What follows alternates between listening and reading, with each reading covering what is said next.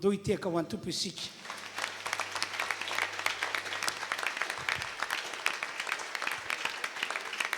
Halleloia. Misaotra an'Andriamanitra zany isika fa noho ny fahasoavany lehibe dia nataon'Andriamanitra nisy ny ray ity fotoam-pivavahana androany ity. Fotoam-pivavahana izay any an-tanana antsika rehetra mba tena hoe hanompo ny tompo amin'ny fo manontolo. Aoka hitandriny ianao mba tsy ho fahazarana na ho fombafomba fotsiny ihany ny hanompoana ao an'Andriamanitra androany. Faraka teniko teo hoe ataovy tena vokatry ny fonao ilay fanompoana fa izany no akasitrahan'Andriamanitra mba ho hita eo amin'ny fiainantsika vahoaka an'Andriamanitra rehetra. Manarak'izany dia arabaina daholo tsika rehetra tonga eto. Dia arabaina tahak'izany ihany koa ireo mpanompon'Andriamanitra avy amin'ny fiangonana Refy izay mandalo eto Antananarivo. Ao ireo mpanompon'Andriamanitra izay avy any Toliara, izy Menakavy moa zany no tonga eto Antananarivo ary miaraka amintsika. Ao ihany koa mpanompon'Andriamanitra izay efa andro maromaro no tonga eto mipaterantsika avy any Ampanefena. Sambava, mialo Sambava, makany Vohemara amin'ny lalan'iny misy natao hoe Ampanefena. Dia arabaina ihany koa ny fahatongavany miaraka amintsika eto amin'ny androandroany ety.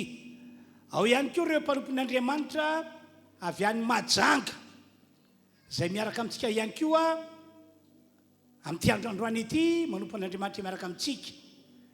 Dia ao ihany koa ny mpanompon'Andriamanitra ny pasterantsika avy any Belosur-Tsilbiana miaraka amintsika daholo zany tratraitra zany. Ao ihany koa ny mpanompon'Andriamanitra izay vany Aparafara-Vola ka dia arabaina daholo izy ireo fahasoavana anie ho amin'izy ireo sy fiangonana izay tandremany. Ndao hiteka mafy ho antompo isika fiarabantsika azy. Amen. Dia ho tohizantsika zany ny fotoam-pivavahana amin'ny androandroany ety ka ndao hivavaka avy hatranytsika ametraka ny fotoana eo an-tanan'Andriamanitra. Rila izy hatrizay ka ho mandrakizay. Misaotra anao zahay fa noho ny fahasoavanao lehibe dia nomenao tompon'andro havelomana, velonaina somatsara, tonga eto amin'ity tranonao ity mba hanompo sy hanome voninahitra ary hankalazanao Andriamanitra. Avy amin'ny fonay no hiankofanay eo anatrehanao Andriamanitra androany. Mino zahay fa tena ho tahinao ty fotoam-pivavahana androany ity ary andrainy zava-tsolon'anitra izahay rehetra tonga eto androany. Misaotra sy makasitraka anao zahay ry Andriamanitra eo amin'ny anaran'i Jesosy no anaovana vavaka. Misaotra Tompo. Amen.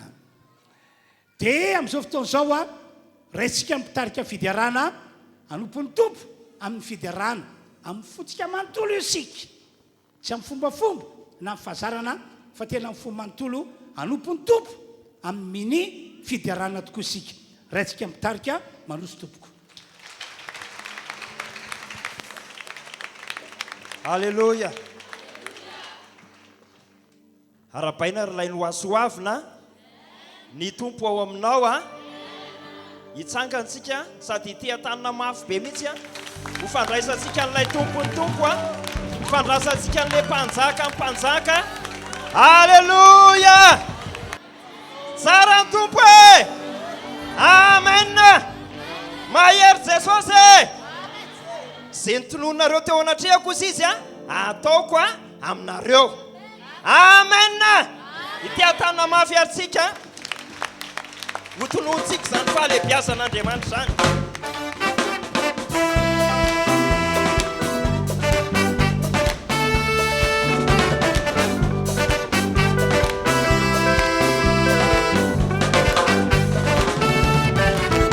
Andriamanitra mahery Andriamanitra kapotika ny fahotana nanaovany azy azony fandraisena mandraky izay ny fahefana atolory azy ny fanatrana nomendrika azy.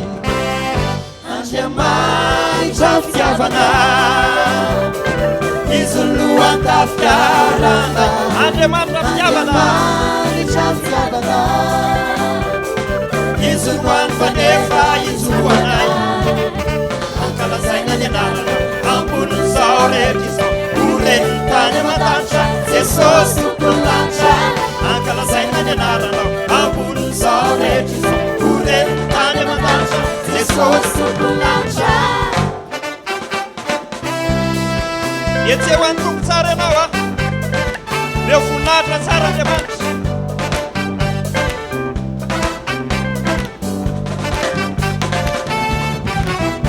Andriamanitra maherin'ny Andriamanitra fanany fasana zasina tasinazy mizangana ovelona mandrakizay faefana atolory azy fanatsana omendrika azy Andriamanitra fitiavana izoloantafiarana Andriamanitra fitiavana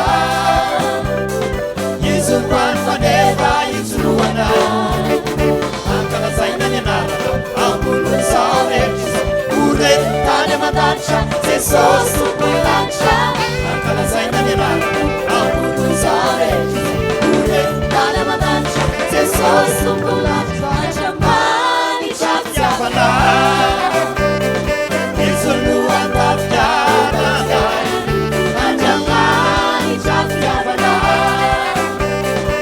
izoloany fanefa izoloana ankalazaina ny anarana ambonin'izao rehetra izao oren'ny tany aman-danitra Jesosy tompony lanitra ankalazaina ny anarana ambonin'izao rehetra izao oren'ny tany aman-danitra Jesosy tompony lanitra ankalazaina ny anarana ambonin'izao rehetra izao oren'ny tany aman-danitra Jesosy tompony lanitra ankalazaina ny anarana ambonin'izao rehetra izao oren'ny tany aman-danitra Jesosy tompony lanitra ankalazaina ny anarana ambonin'izao rehetra izao oren'ny tany aman-danitra Jesosy tompony lanitra ankalazaina ny anarana ambonin'izao rehetra izao oren'ny tany aman-danitra Jesosy tompony lanitra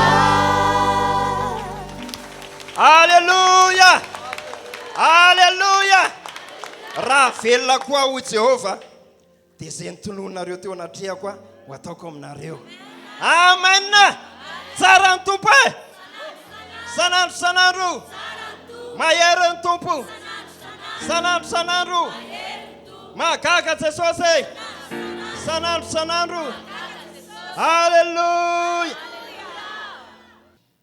amin'izao fotoan'izao tsika dia efa hiomana andre ny tenin'Andriamanitra ataoko fa tena vonina ianao ny andro ilatsofina ary indrindraindrindra ny andray ny teny satria amin'ny fotoana isian'ny fotoam-pivavahana tahaka izao dia manatrikeo ny tompo ary miteny amintsika fiangonana izy ka aoka tsy ho isan'ireo olona varimbariny ianao na hitoditodika atsy na hitoditodika ery roa fa tena oliana ny ain'ny tenin'Andriamanitra ary indrindraindrindra araka nambarako teo ny andraina izany teny izany ary ny iaina amin'izany teny izany mandra-piavin'ny tompo eny amin'irony lanitra matoky aho fa fitahina ho anao izany ao anatin'izany ho an'izay marary mahazo manantena fanasitranana izy ho an'izay manana olana mahazo manantena famonjena magaga izy ao anatin'izany raha tsaronareo nitsodrazy efa nataonay teto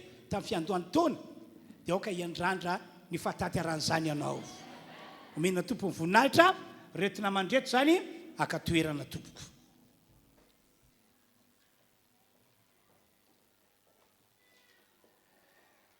ny afatra na ny tenin'Andriamanitra izay entiko ho anareo fiangonana amin'ity androandroany ity dia izao tsy misy avana io na dia ianareo azo lazaina hoe sambany azy manarika ty fotoam-pivavahana ity dia aoka fantatrao fa hiteny aminao Andriamanitra ka ny afatra na ny tenin'Andriamanitra entina ho antsika ho iao androany dia afatra na tenin'Andriamanitra manambara ny mahazava-dehibe ny fanomezana na ny fizarana na ny famafazana na ny fafoizana na ny falalatanana ho ao amin'ny fanjakan'Andriamanitra.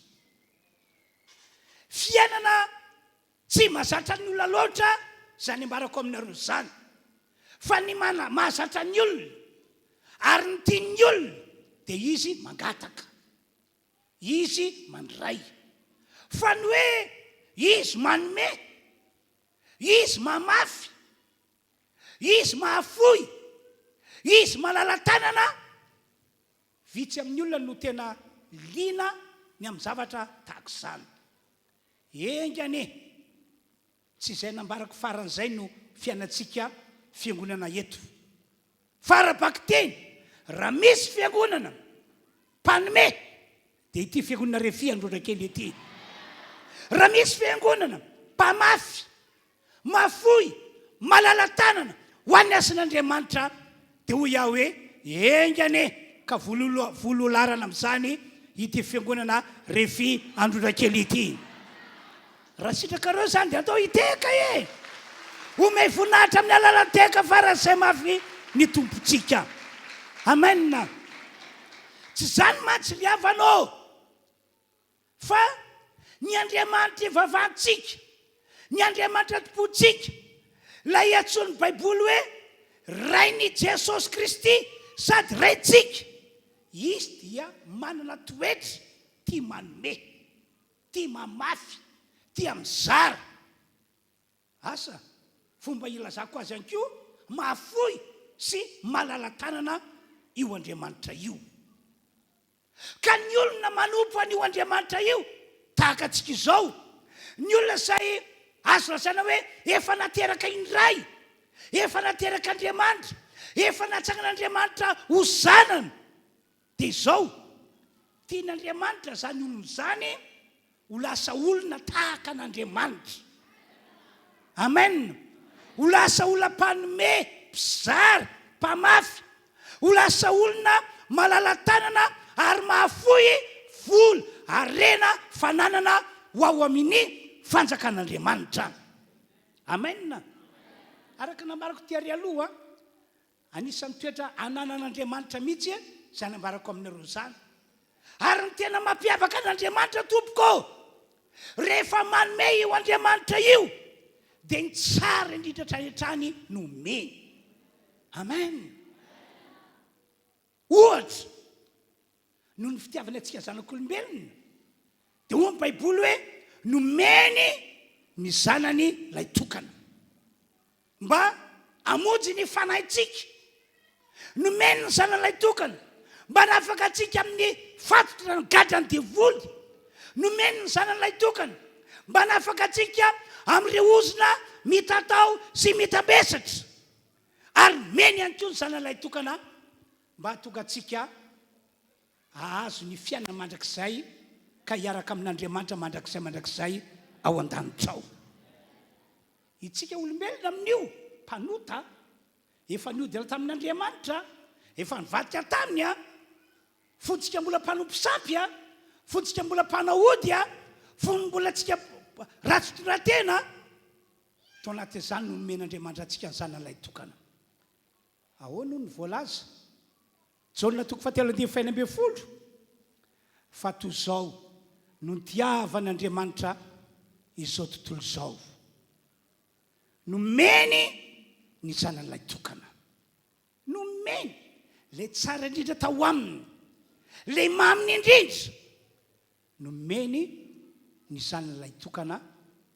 Dia zao ny teniny mba tsy very zay rehetra mino azy fanana fiainana mandrakizay. Halleluja. Ka veriko indray le teny nataoko tiary aloha hoe amin'ny maha-olon'Andriamanitra antsika, amin'ny maha-olona efa nateraka indray antsika, zany hoe amin'ny mahazanak'Andriamanitra antsika, dia zao no andrasan'Andriamanitra, andeha tahaka izay nandihanany ianao, ny toetra ny aoko toetranao, ny fomba ny aoko fombanao. Amen. Andoky vakitsika amin'ny Baiboly ato amin'ny Jaona 1 toko faharoa dia andininy fahenina arao tsara nge voasoratra e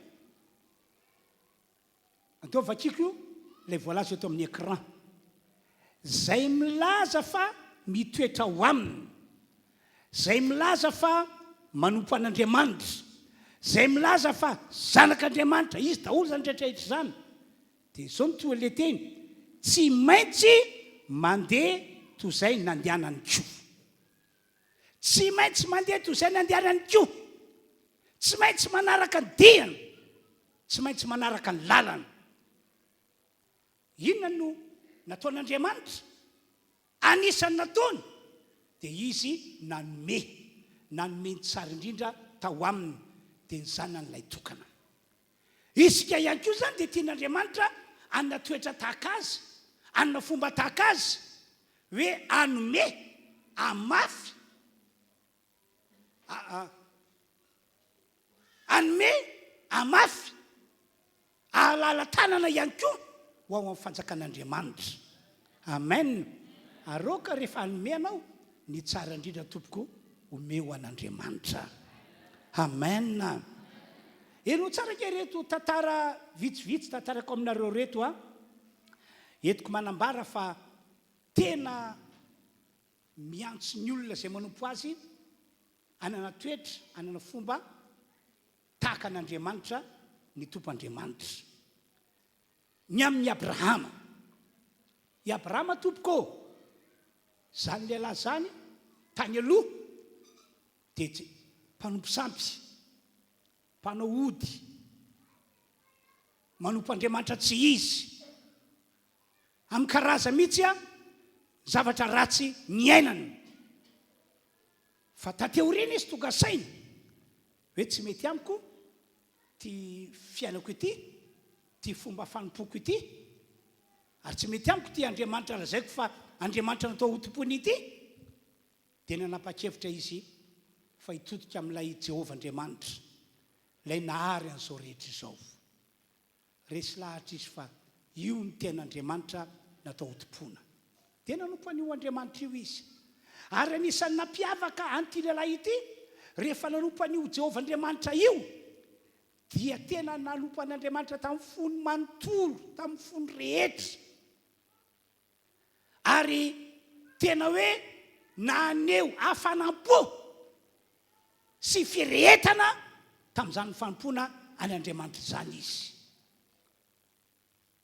mampahiranareo tokoa ry havana malala rehefa mba nanapa-kevitra ihany anao ho an'i Jesosy ho an'Andriamanitra ary rehefa raniditra ao anatin'ilay tao hoe olona manompo an'Andriamanitra ianao dia aoka tsy anao saritsary-panompoana na anao fanompoana amin'ny fombafomba sy mifazarana fa aoka tena nompo ny tompo amin'ny fonao rehetra ianao amen ary aoka tena hafana fo sy rehetra ho an'Andriamanitra ianao tsaroko ny tantara ao anatin'ity baiboly ity fa nisy fiangonana anankiray zay nasy fananarana avy amin'i Jesosy zao ny fananarana ataon'i Jesosy hitako ianareo izy hitako ianareo fa sady tsy mafana no tsy mangatsika amin'ny fanompoanahy fa matimaty no zany mandray fanapa-kevitra ao ho alohan'ny vavaka ianareo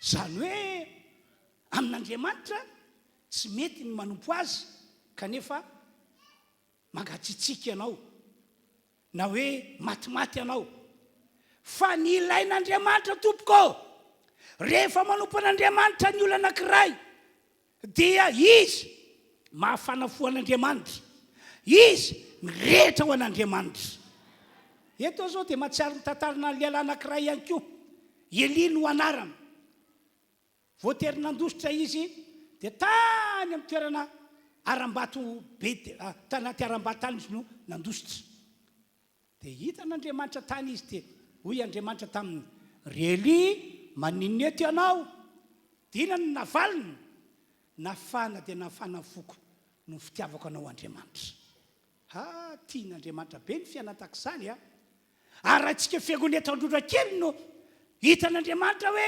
mafana fo an'Andriamanitra amin'ny fanompoana azy mirehitra ho an'Andriamanitra fanompoana azy a faly Andriamanitra ny amin'izany ary raha izy no faly ho fantatrao tsara hoe inona ny setrin'izany inona ny valin'izany ka hoy aho hoe engane ka fanafohan'Andriamanitra ity fiangonana ity sotehaka faran'izay mafy azy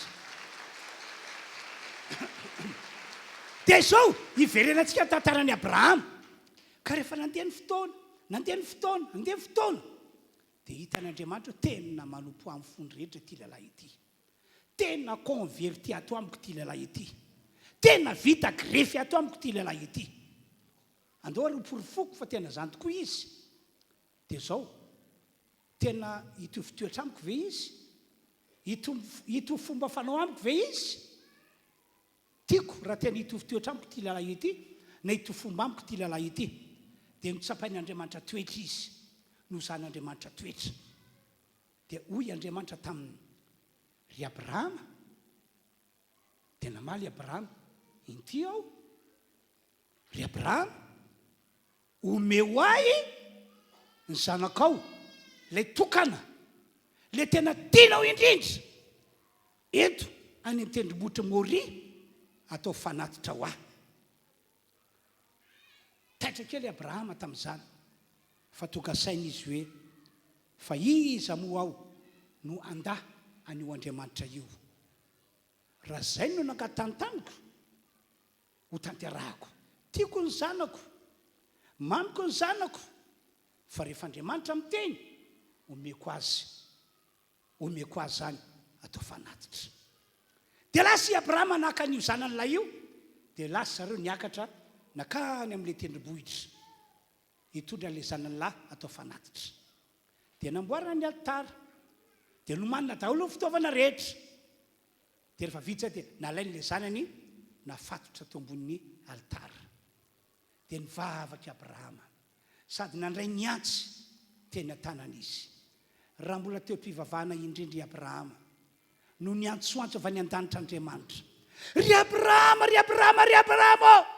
aza maniditra ny tananao amin'ilay tokanao hitako zao fa lela matahotra ahy ianao ka tsy narovanao tamiko n'ilay tokanao fa rehefa nangatako hoe omeo ahy ho atao fanatitra dia fonao ny zanakao ilay tokana omenao ahy atao fanatitra zay ny teny nataon'Andriamanitra tamin'ny Abrahama ry havanao zao ny teniko amintsika fiangonana hoe itsika io raha manompo an'Andriamanitra tsy manao saritsary-panompoana na manao saritsary-pivavahana fa ny andrasan'Andriamanitra dia hoe ianao manompo an'Andriamanitra amin'ny fonao rehetra ary ankoatran'izany aoko volona mandrakariva ianao ho pare ho ny fitenin'ny olona sasany azy ny anaiky zay lazain'Andriamanitra ato anatin'ity baiboly ity ny ankatoa zay voasoratra ato anatin'ity baiboly ity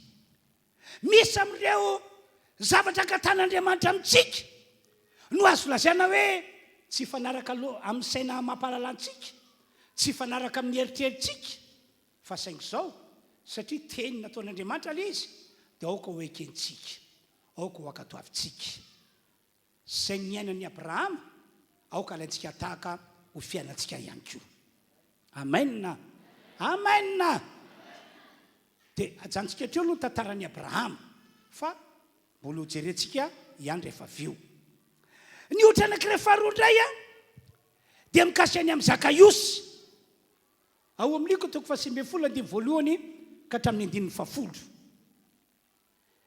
dia ity lehilahy atao hoe Zakaiosy ity a izy moa zany a araka voalasan'ny baiboly dia lehibe ny mpamoretra manana toerana ambony teo amin'ny asan'ny mpanjakana teo amin'ny lafiny famoriana hetra dia tao anatin'izany a na neo faratsy toetra be mihitsy izy nangalatra naka mihoatra no zay tokony ho alaina manolona ary efa tena ratsy tao an-tanàna mihitsy ny momba azy mantsina maimbo zany momba n'ity lehilahy tao hoe Zakaiosy ity fa ndray andro tonga tao anatin'ny tao ny etaeta sy ny faniriana ny ahitan'i Jesosy ny iona amin'i Jesosy dia saorana moa Andriamanitra fa nandalo tao amin'ny tanàna misy azy ny tombo Jesosy niaraka tamin'ny olona be dia be.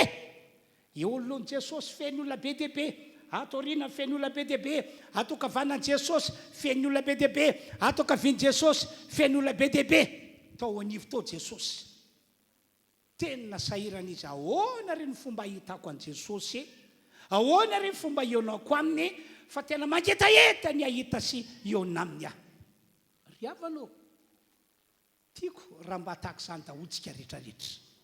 Ianao tonga eto io tsy hoe tonga fotsiny amin'ny fombafomba na fazarana, fa tiako anao hisy etaeta mirehitra hoe mba te ahita an Jesosy aho, mba te iona amin'Andriamanitra, te ahita ny voninahitran'Andriamanitra. Amen. Amen. Ary ny mampaherika ry havana malala, ny olona tahaka izany fantatr'Andriamanitra sao dia tsy hainao, tena fantana be dia be zao tsika tonga eto, fa iny tsara mihitsy hoe ry mangetahita te ahita te iaonandro. Ny amin'ny Zakaiosy zao ohatra, dia inona natao Zakaiosy? Tsy possible ny ahitako an Jesosy, ny onako aminy. No zany tsy mampaninona ozy izy andeha nanika viavy aho. Io misy azona viavy, na dia lehilahy nanakaja azy izy, lehilahy nanamboninahitra, lehibe ny mpamoretra, tsy nahoana zany. Izy lehilahy lehibe iny, lasa izy nandeha nianikazo, nijolambody kely nge, nibandibandy kely nge, zany mandeha mianikazo hoe ny tanora, fa tsy olona tahaka ny Zakaiosy, fa tsy nahoana zany, fa zao no tao anatin'ny fony sy ny sainy, te ahita an Jesosy aho, te hiona amin'ny Jesosy aho. Ka rehefa zay no natao anatin'ny fony, fantatry Jesosy tsara, fantana. Zay le nambarako taminareo teo hoe antsika tonga eto zao dia fantany tsara hoe ry mangetahita te ahita, ry olon'ry mangetahita te iona amiko, ry olon'ry mangetahita te anatera andre fahasoavana amiko ao anatin'ity fotoam-pivavahana ity. Fantany daholo zany. Dia tamin'ireo olona be dia be reo, be dia be ihany koa ny anikazo, fa tany amin'ny Zakaiosy ny tompony nitodika. Dia hoy izy, ry Zakaiosy, midina fangana, tsy maintsy mitoetra ao an-tranonao ao anio, tsy maintsy mitoetra ao an-tranonao ao anio. Amen. Dia nidina fangana Zakaiosy, dia nampiatrano an Jesosy tao an-tranony. Amen.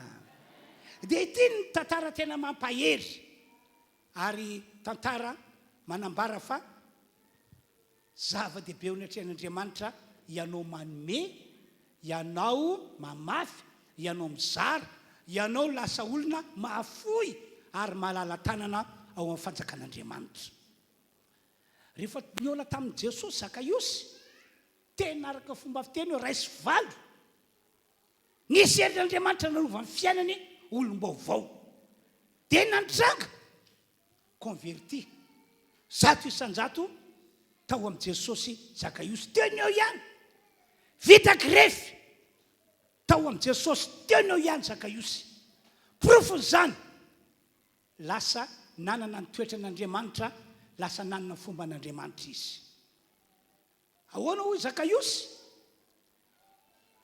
Tompoko, mpampianatra, ny zavatr'olona rehetra nalaiko tamin'ny fanambakana dia honerako avy efa treny. Ny atsasaka fananako amitiko ary romeko ho an'ny mahantra. Itsika nge mahay tsara le fomba fiteny malagasy hoe tana zatra mitsotra tsy mahay vokona vetivety mahay an'izay tsika. Ary raha misy olona te hiova dia tsy miova vetivety eo ny eo, fa miandalana ny fivana. Fa Zakaiosy teo ny eo dia niova, satria izay le herin'Andriamanitra magaga miasa. Amen. Amen. Resy lahatra ny tompo hoe tena converti ato amiko ity lehilahy ity, tena vita grefy ao amiko ity lehilahy ity, ka lasa nanana vaovao, toetra vaovao, fomba fanao vaovao, ary le le toetra, le fomba fanao dia tena araka an'Andriamanitra mihitsy. Le tena fiainan'Andriamanitra mihitsy no lasa fiainana.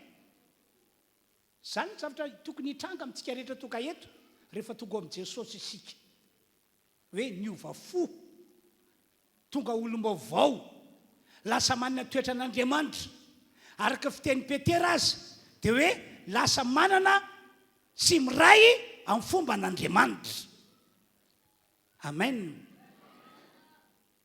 Ianao zany zao raha tena converti amin'ny Jesosy vita grefy dia tsy lay manao anao fahiny no lasa no hita eo fiainanao ankehitriny fa ianao vaovao. Hainareo moa reny zavatra atao grefy reny, ohatra misy paiso maniry eo, paiso gasy. Rehefa mamokatra amin'ny paiso gasy dia voany kely, be volony kely, mangidy rehefa hohanina. Fa rehefa atao grefy iny dia alaina ny hazo anankiray etsanan'ny etsy, izay hazo tena tsara, dia tapana io paiso io, dia atsatoka anatin'io paiso tapana io, ilay hazo paiso vaovao ery, ilay tena tsara, dia fonosina olona tsara, fonosina goudron, fatorana tsara, tena ifamalitra tsara. Ka rehefa maniry avy eo ilay paiso ka mamokatra, voa tsara no voakany. Tsy ilay paiso gasy intsony, ny fototra mbola paiso gasy ihany, fa ny voa avoakany paiso vaovao, paiso tsara. Tahaka Zakaiosy dia Zakaiosy ihany, olona fo kely izy, dia mbola olona fo kely izy tamin'io. Ny tarehany tsy haiko hoe mety boribory tahaka izany, dia mbola olona boribory ihany izy tamin'io. Fa ny toetrany lasa toetra an'Andriamanitra, ny fombany lasa fomban'Andriamanitra. Inona zavatra nitranga? Lasa tia manome, tia mizara, tia manampy malahelo, tia mamatsy ny fanjakan'Andriamanitra. Ry havana malalo, miandry antsika fiangonana anina fiainana tahaka izany Andriamanitra amin'izao taonjato faraka amin'ny 20 taona ary 7 misy antsika izao. Zay no antony natokanao nandre ny tantara mikasy any amin'ny Abrahama sy ny tantara mikasy any amin'ny Zakaiosy. Ka hoy aho hoe manompoka androany avy aloha ny tantara lasa ho tantara lasa, fa manompoka androany aoka ho mpanome, ho mpizara, ho mpamafy ho an'ny fanjakan'Andriamanitra ianao, aoka ho malala tanana ihany koa ao amin'ny fanjakan'Andriamanitra ianao. Amen. Amen. Ohatra fately ihany koa entiko aminareo mikasy any amin'ilay vehivavy anankiray atao hoe Maria. Ao amin'ny bokin'ny Jaona 12 andiny fateloka hatramin'ny andiny fahenina, na bokin'ny Marka 7 no ahitana tantaran'ity vehivavy atao hoe Maria ity. Maria dia nisan'ireo vehivavy tena tia manome, tia mamafy, tia mizara. Anisan'ireo vehivavy tena mafoy ny tsara indrindra tao aminy mba ho an'Andriamanitra. Anisan'ireo vehivavy malala tanana izy. Ary fiainana tahaka izany mihitsy no tian'Andriamanitra ho hita ho fiainantsika amin'izao fahavelomantsika izao. Voalazany Baiboly azy fa niala tany an-tokantrano n'ity vehivavy ity, nitondra menaka manitra, nisy narda sady tsara no sarobidy indrindra. Zany menaka manitra nanana zany dia netiny nakany amin'ilay trano nisan'i Jesosy, satria fantany hoe ao Jesosy. Dia natao ty vehivavy ity, nalainy le menaka manitra, nisy narda tsara sady sarobidy indrindra, dia nararany teo amin'i Jesosy. Be dia be le menaka, lanjana ray livatra hoy ny Baiboly, nararany teo amin'i Jesosy. Dia nalainy ny volondohany ka izy lava volobe dia nosorany an'iny Jesosy. Ny tompo tamin'ny mipetraka tsara mihitsy, mijery izay ataon'ilay ramatofo. Fa ny olona rehetra nanalika teo gaga nijery vilana, inona ary ty adalàn'ity vehivavy ity, inona ary ty ataon'ity vehivavy ity, ena hatramin'ireo apôstôly mpianatra Jesosy ary dia nijery vilana, nanmetsiny nanakiny. Ny fomba fitenin'ny olona dia hoe raha ohatra ka namiditsy zao iny menaka manitra nisy narda tsara sady sarobidy iny, tena valeran'iny any amin'ny denaria 10 mahery ihany. Zany hoe manodididina takany hoe karaman'olona heritaona valeran'iny. Kanefa dia nahidiny tamin'i Jesosy. Fandaniam-poana nge zao hoe raha namidy izao ka nomena ho amin'ny malahelo, voavonjy mahantra, voavonjy malahelo, inona ary ataon'ity vehivavy ity? Fa vita izay eritreritra ratsy tao an-tsain'olona izay, dia niteny Jesosy, nideran'ity vehivavy ity Jesosy, nakasitraka ity vehivavy ity Jesosy, ary tsy vitany hoe dera sy nakasitraka azy, fa nanome baika io mpitoroteny rehetra Jesosy hatramin'ny mpitoroteny mandraka ankehitriny, dia nomeny baika hoe naoviana na fotoana manahoana na fotoana manahoana no hitorianareo ny filazantsara, hanambaranareo ny amin'ny filazantsara. Dia zao ny didiko, zao ny baikoko, aoka ho ambaranareo izay nataon'ity vehivavy atao hoe Maria ity, fa nanao zavatra tsara ny amiko izy, ambarao zany ho fahatsiarovana ny nataony. Zay mihitsy no voasoratra. Andoke vakitsika ny voasoratra ny amin'izany ato amin'ny marika angamba ny tena vakitsika, marika 7:12. Marika 7:12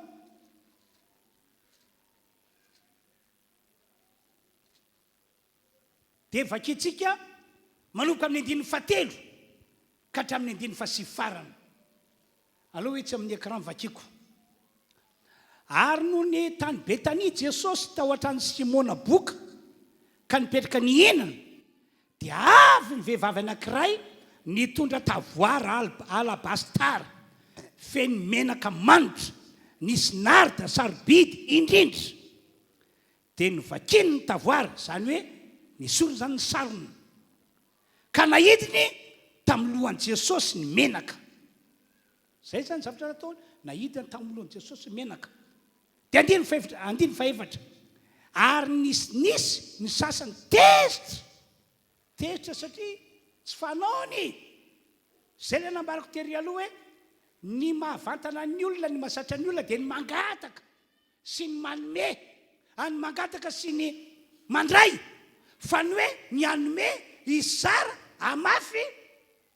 Be dia be ny olona tsy zatra n'izany na dia olon'Andriamanitra tahaka antsika izao azy. Ary nisy ny sasany tezitra ka nifampilaza hoe inona no ataon'izao fandaniam-poana ny menaka manitra izao.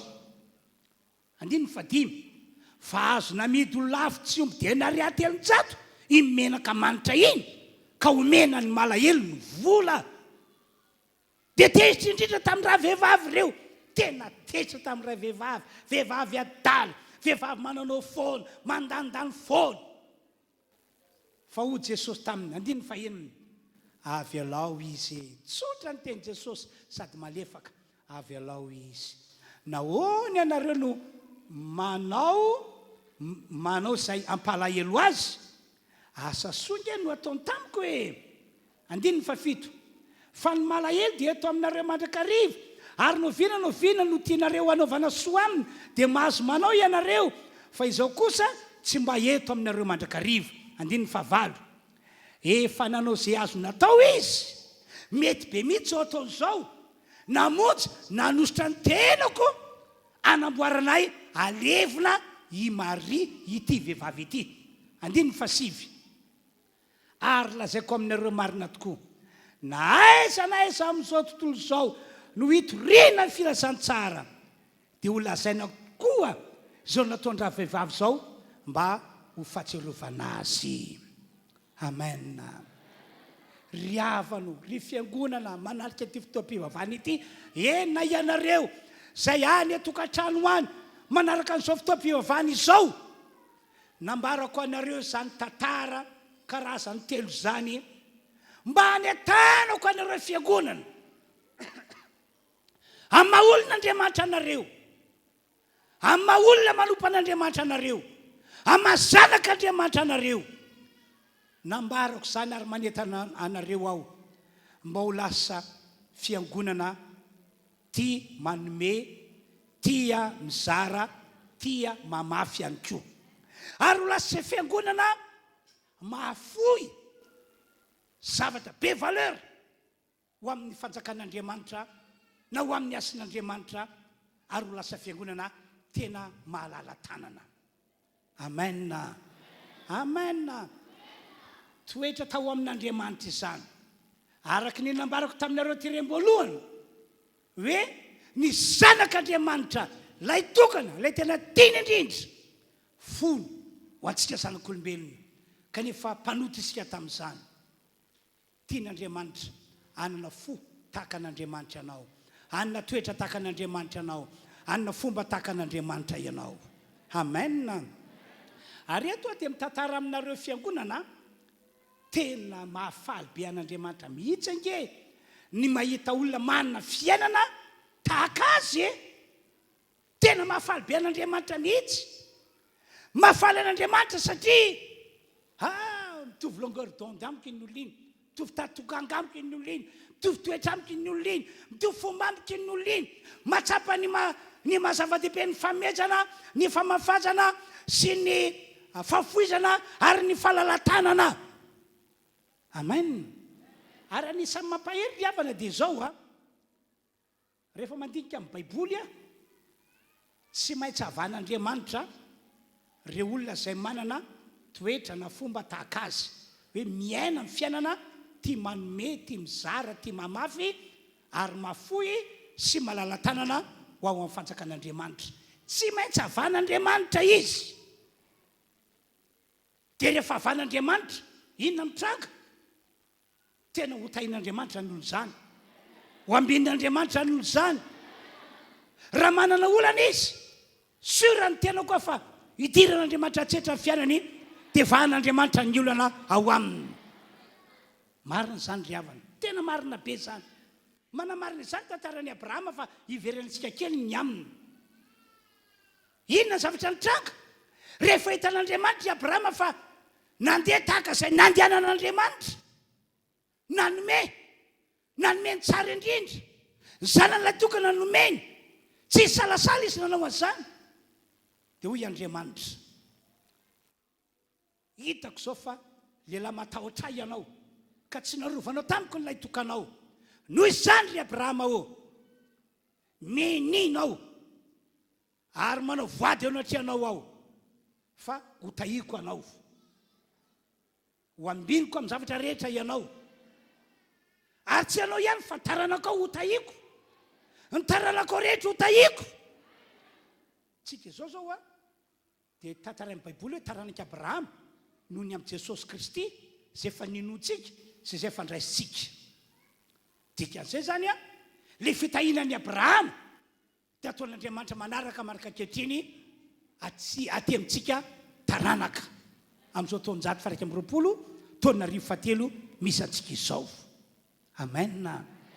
Amen. Ho havan'Andriamanitra ny olona izay manana toetra sy manana fomba tahaka azy.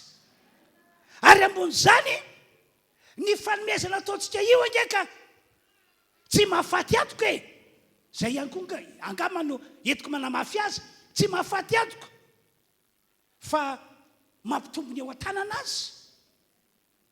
Ahoana Jesosy liko toko faheniny andy fahavala amin'ny 30 omeo io voasoratra io, omeo mamafa azy, mafoy izy, aoka lala-tanana ianareo, dia mba omena ianareo. Fantatra tsara sady ahitsana no afantatra ka mihoatra nomena ho ao ampofonareo. Tsy hoe ilay nomenareo ihany no averiko aminareo afaka andro vitsivitsy na afaka volana vitsivitsy na afaka taona vitsivitsy, fa mihoatra lavitra no izay nomeko anareo no nomenareo no omeko anareo ho Jesosy.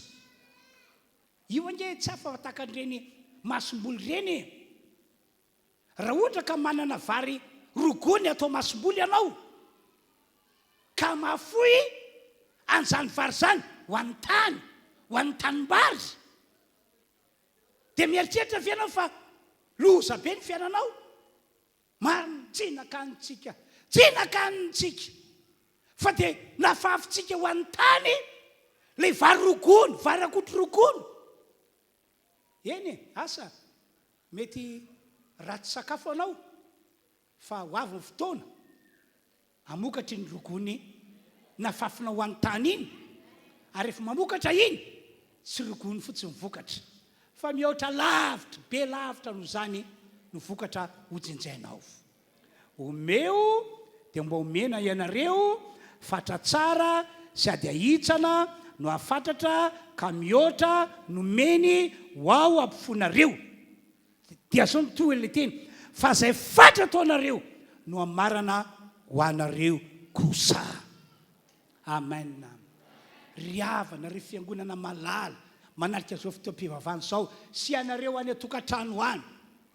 tena manentana anareo aho amin'ny mampanampon'Andriamanitra tapoan'ny hevitra tapoan'ny hevitra aoka tsy anaky fitampitany devoly isika ka kristiana ihany olona manompan'Andriamanitra ihany fa mahihitra ao amin'ny fanjakan'Andriamanitra tsy te hizara fa aoka ho kristianina ho mpanompon'ny Andriamanitra tia manome tia mamafy mahafoy sy malala-tanana ary raha possible aminao azy aoka ny tsara indrindra aminao fonao ho an'ny asan'Andriamanitra ho ao amin'ny fanjakan'Andriamanitra mahafaly an'Andriamanitra zany riavana ary mialohan'ny amaranako ny afatra dia hovakiko aminareo ny tenin'ny baiboly milaza ny amin'ny atao hoe ampahafolokarena fa aoriana ao a resaka aminareo mazava ny amin'ity ampahafolokarena ity ary mbola resaka aminareo ihany koa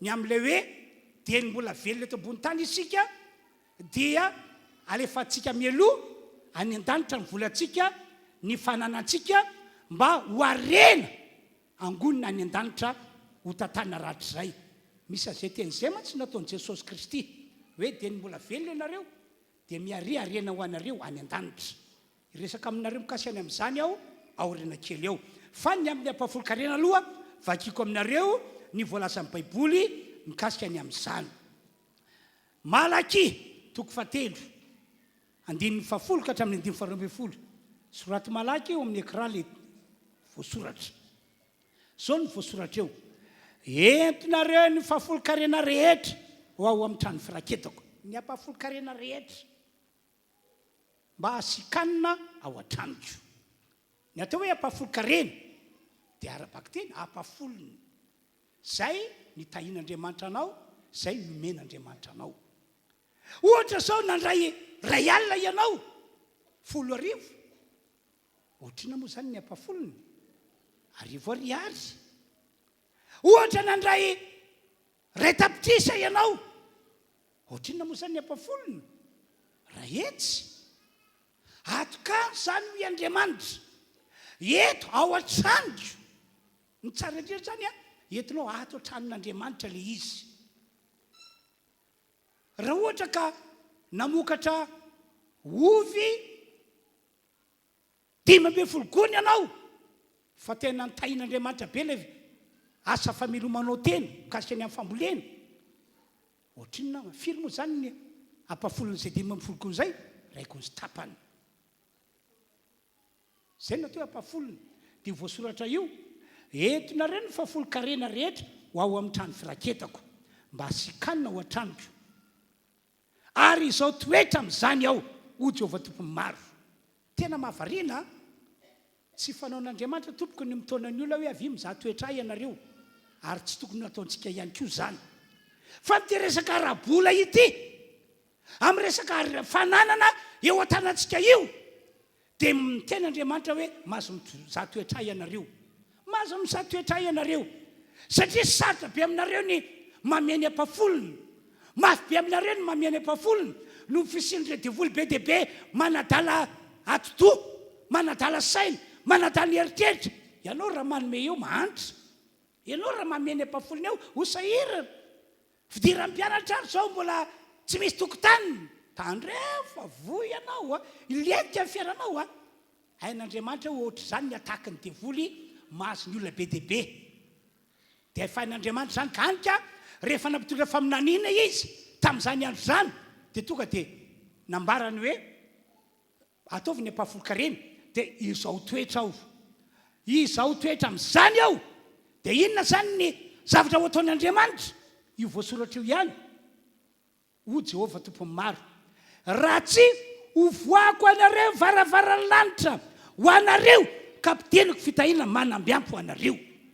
Zany hoe fanapa-kevitr'Andriamanitra zany ho an'ireo olona mahasa manome ny ampahafolo-karena, ny ampahafolon'izay tahin'Andriamanitra azy, dia sokafan'Andriamanitra varavaran'ny lanitra. Dikan'izany inkary havana, misy varavarana io lanitra io misy varavarana io, possible ny katonana io tsy sokafana io mihitsy. Misy varavarana io ary ny lakile manokatra ny varavarana io mba hitsororika avy any amin'Andriamanitra ny fitahiana mananambiampy dia ny fanatanterana ny ampahafolo-karena, iny lakile. Tsy mamony varavarana io Andriamanitra fa efa any aminao ny lakile, any aminao ny lakile, aty amintsika ny lakile ny ampahafolo-karena zany. Ka rehefa manefa ny ampahafolo-karena ianao dia namany manokatra varavaran'ny lanitra. Dia ny ataon'Andriamanitra dia ny mitondra fitahiana manana ambiampy eo amin'ny fiainantsika. Amen. Isaorako an'Andriamanitra manokana ny amin'ireo fidorona vavolombelona ataony olona maro, ireo olona izay nahasana anao ampahafolo-karena. Vao malimaly azao dia nisy olona jory vavolombelona teo masoko, nisy olona maromaro nanatrika teo hoe za zao izy izy mpiangona ato amintsika izy tena tia manome, tena hoe mahafoy, ary ankoatran'izany tena manokana ny ampahafolo-karenako mihitsy aho, tena manokana ny ampahafolo-karenako mihitsy aho. Ho an'ny olona tsy mpino raha mahita an'izany dia ho iny ty adalana be ataonao, possible zany, iny ty adalana be ataonao, fa fantany loatra momba an'Andriamanitra, fantany loatra ny zavatra tian'Andriamanitra iainany amin'ny maha-olon'Andriamanitra azy. Dia izay izy nijory vavolombelona izay hoe nanokana ny ampahafolo-karena ao an-tranon'Andriamanitra, ary fantatro izy izy fa tena io ny fototra hitahin'Andriamanitra ka mampamety ny ataoko. Ry havanao, tiako tahiana nareo fiangonana. Zany ke tena maniry fatratra hoe fiangonana tahiana dia fiangonana ety ina moa ny antony mahatonga manapa-kevitra hoe asiako ny délivrance, hoe fanapana ozina ho an'ireo olona izay misy ozina mahantra, mampahantra, fandroana devoly ho an'ireo izay mahatsapa hoe misy fanaratsy manakana sosiny tsara indrindra tsy ho tanteraka aminy. Ina mahatonga manao izany aminareo? Satria tiako anareo ho tahiana, tiako anareo vavolombelon'ny fisian'Andriamanitra, vavolombelon'ny herin'Andriamanitra. Efa nambarako taminareo hoe tiako ny fiangonana misy ahy sady manana fanahy voavotsy kanefa manana fiainana voata, manana fiainana ambinina, manana fiainana manana ny ampy. Amen.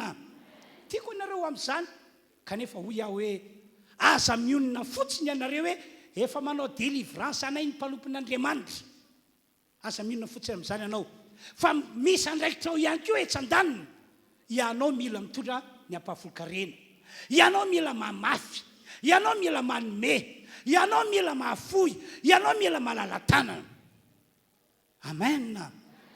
Engane, ka iova tahaka ny Abrahama, iova tahaka ny Zakaiosy, iova tahaka n'ilay vehivavy atao hoe Maria ity fiangonana ity. Alleluia. Ho fisaorantsika n'Andriamanitra izay miasa androany, hiteka fara izay mahabe isika, ataovy mahabe ihany miteka ao. Jesosy, Jesosy, tia anay, momba anay, mandrakizay, sa tsy zany ve? Sa tsy zany ve? Alleluia. Fa maranako ny hafatra dia izao, aoka ho mpanome isika rehetra, ary aza miandro hoe rehefa manambe zay ianao vao anome, aza miandro an'izany.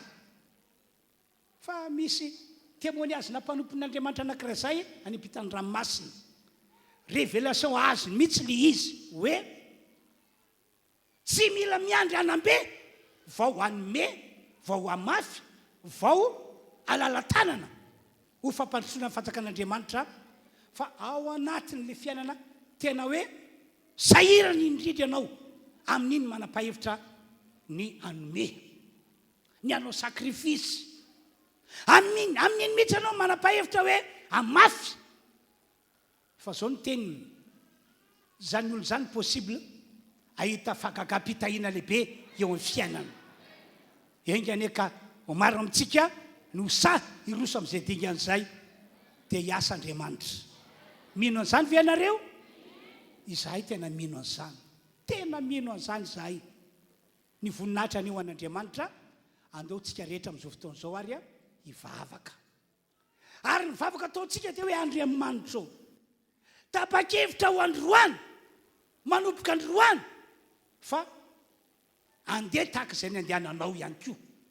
Anana toetra tahaka ny toetranao, anana ny fomba tahaka ny fombanao, tia manome, tia mizara, tia mamafy, ary ahafoy sy alala-tanana ho fampandrosoana ny fanjakanao. Amen. Amen. Andao hivavaka ho amin'izany sika rehetra. Sokafa mivavanao azy. Tompoandriamanitra, rilay hatrizay ko mandrakizay. Misaotra anao aho fa no fahasoavanao lehibe dia afaka nijoro teo anatrehanao aho nanambara ny marina zay tokony fiainany fiangonana kristianina amin'izao vaninandro misy anay izao. Tompoandriamanitra, aoka amindra fo ianao ka mangy an'izao fiangonana izao, ka ho fiangonana anana toetra tahaka anao, anana fomba tahaka fombanao, tia manome, tia mizara, tia mamafy, masay maneho fahafoizana sy fahalala-tanana fampandrosoana amin'ny fanjakanao. Tsy matahotra ny manao ampahafolo-karena ihany koa. Tompo, aoka mindra fo ianao ka dia amangy an'izao fiangonana izao, ny herinao lehibe sady magaga, ka nova ny toe-tsainay ho toe-tsaina vaovao. Tompo, hainao atao zany. Ary mandidy ny démonia, le démonia mampirorosaina, le démonia mampisalasala, miala amin'ny anaran'i Jesosy, miala amin'ny anaran'i Jesosy, miala amin'ity fiangonana ity. Tsisy mission azonareo tanterahana amin'izao fiangonana izao. Lasa mandeha amin'ny anaran'i Jesosy, lasa mandeha amin'ny anaran'i Jesosy. Ary afafaka amin'ity fiangonana ity, le aran'i Jesosy nalatrika teo ambony hazo fijaliana, entina mamoaka izao fiangonana izao ho mpandresy ka ho tahina ara-baky teny amin'izao vaninandro misy anay izao. Misaotra Tompo, misaotra. Miteranao Andriamanitro, fa lehibe ianao, fa lehibe, fa lehibe. Miteranao Andriamanitro, fa lehibe ianao, fa lehibe, fa lehibe. Miteranao Jesosy, miteranao Jesosy Tompo, magaga ianao, magaga ianao, magaga ianao Jesosy io. Amen, amen. Miteranao Jesosy Tompo, Mahagaga ianao Jesosy eo.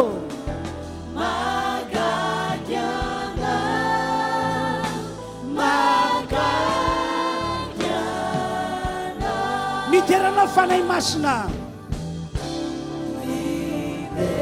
Atsakany tananao. Atsakany tananao. Oka iandrandra ny lanitra isika rehetra. Oka iandrandra ny lanitra isika rehetra. Mahery ianao. Mahery ianao Jesosy fanahy masina.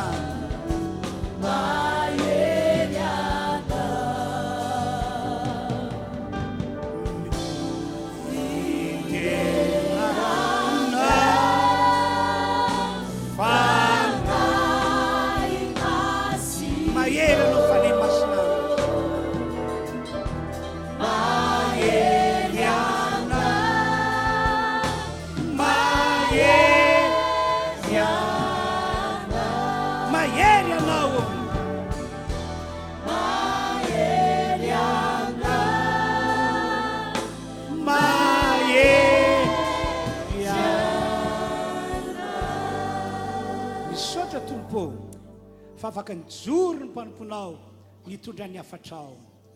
Tsy nafeninao izay marina tokony fiainany ty fiangonana ity, fa niasa tamin'ny alalan'ny mpanomponao ianao, nanambara ny sitraponao.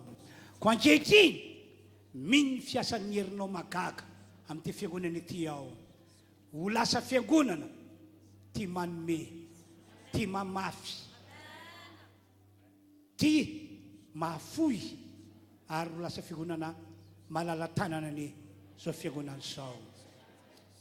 Anana finoana fa ao anatin'ny fanomezana, ao anatin'ny fanatanterana ny ampavokarena dia hitan'ny tanana mahery zao fiangonana zao.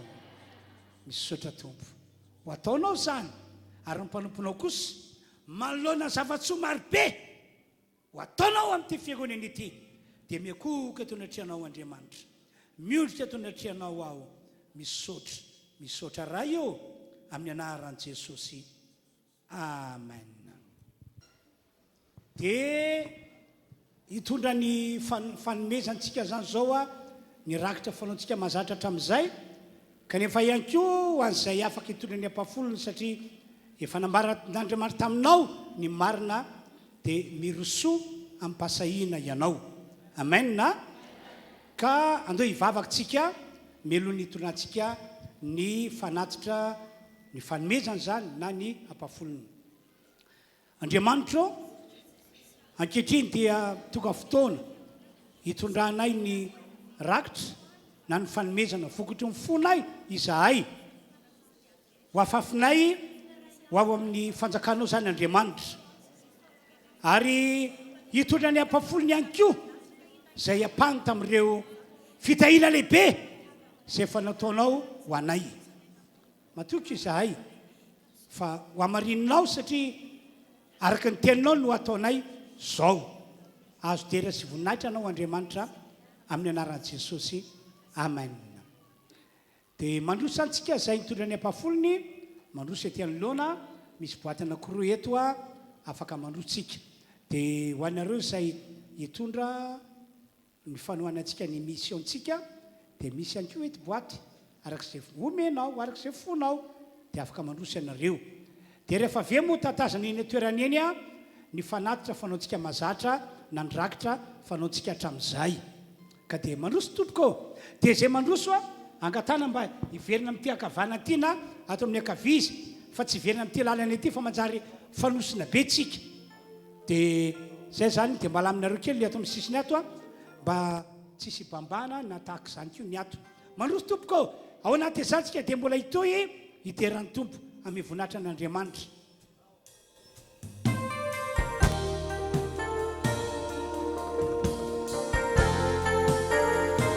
Omena ho izy Jesosy sy mivadika amin'izany teny izany izy fa mahatoko loatra.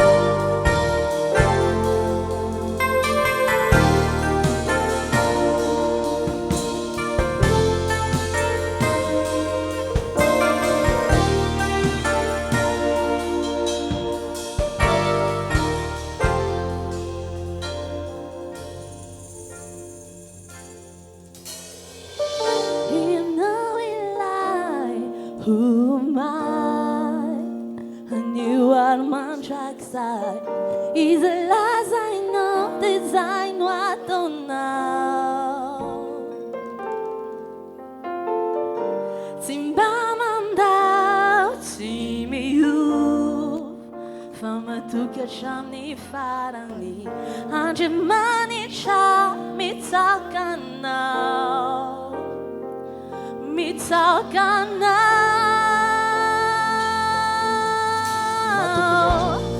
Matukuloshanau tandawai,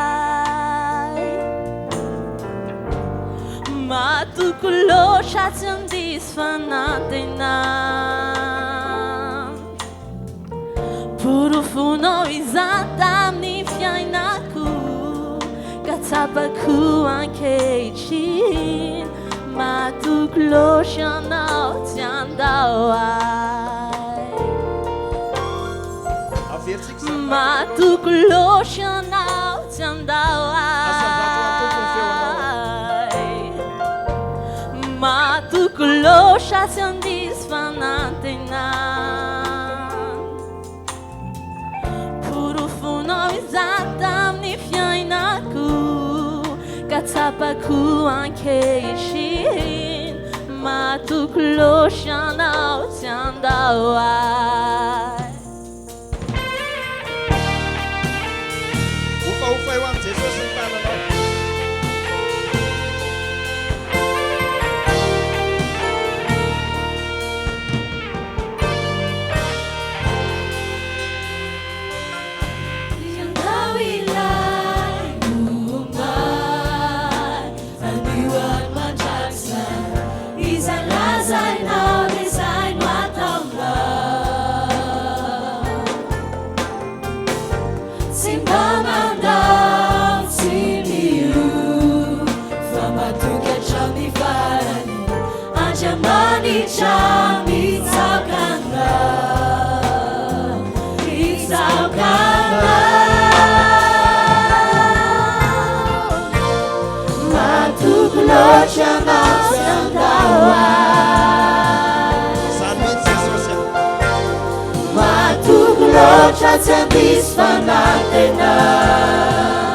Efa nipurufunao tamin'ny fiainanay zany. Purufunao tamin'ny fiainako.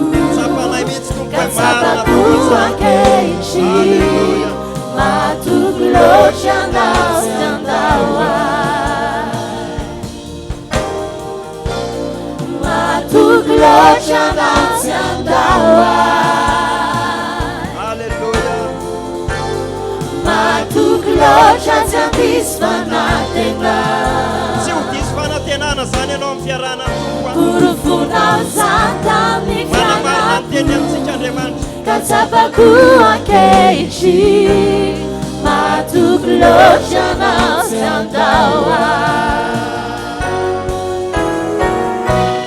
Tinolosha tandawai now.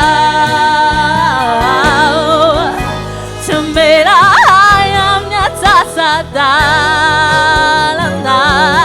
Jesosy na tompo teo. Izay natumbukao tsy maty ho vitainao.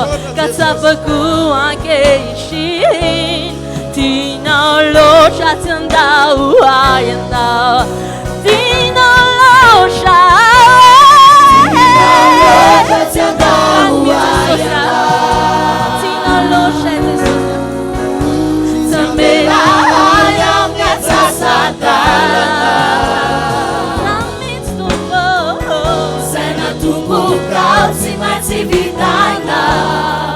Katsabaku ankeishi, tinolotra tsy andawai ianao.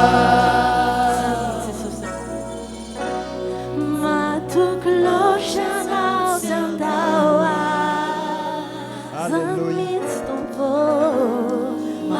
Samy mira izy tsika fiangonana mihitsy aoka tena hira akopino masonao aty avy amin'ny folo mantolo ny hira. Purufunao tamin'ny fiainako, Katsabaku ankeishi,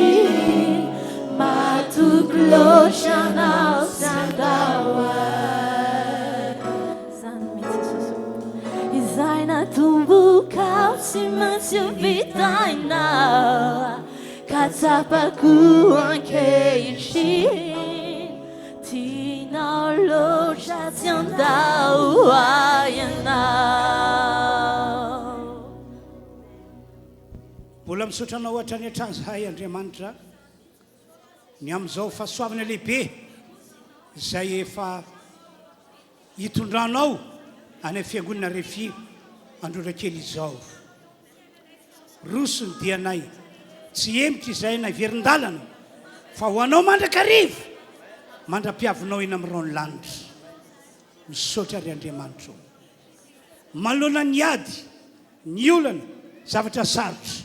Misaotranao zahay fa ny fanahinao dia miasa amin'ny fiainanay tsy mamela anay atahotra na angovotra na hipararetra fa mampahiranay ny fanahinao fa ho anay izay mandroso dia ahita ny fahagaganao, ahita ny herin'ny tananao izay miasa mitondra famonjena ka dia misaotra makasitraka tompo. Halleluia, amen. Dia samy tain'ny Andriamanitra miravintsika tompoko dia mirava koa nareo dia midira ny kipa manaraka tonga dia maka toerana.